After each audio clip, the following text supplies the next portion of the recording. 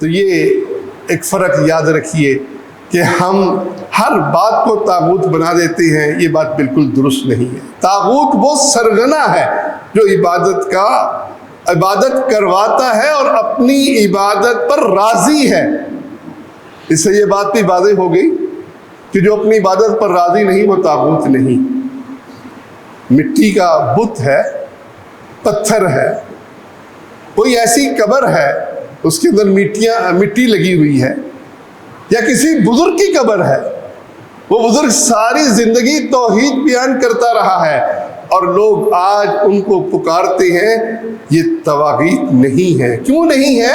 कि तागूत वो होता है जो अपनी मर्जी से इस बात का ऐलान करता है कि मेरी मर्जी चलेगी, और मेरी मर्जी चलने का मतलब ये है कि मैं अथॉरिटी हूं। ये दावा तो अंबिया और औलिया कर ही नहीं सकते। सूरत माइदा का आखिरी रुकू पूछिए, देखिए ज़रा उस सूरत के अंदर, सूरत अल माइदा के अंदर अल्लाह क़यामत के दिन जब ईसा इब्न मरियम से कहेगा कि ए ईसा, तूने कहा था कि मैं और मेरी वालदा को तुम इलाह बना लेना, वो साफ कहेंगे अल्लाह मैं ऐसी बात कह सकता हूँ?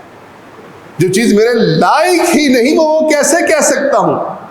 अब जो इस चीज़ को नापसंद करते हैं वो तवागीत नहीं हुआ करते। तागूत अल्लाह का वो सबसे बड़ा बागी है जो कहता है कि मैं इलाह हूँ। ला इलाह जो हमारा बुनियादी चीज़ है, जो हमारा पहला कलमे का पहला हिस्सा है, कोई बंदगी के लायक नहीं, वो कहता है मैं बंदगी के लायक हूँ।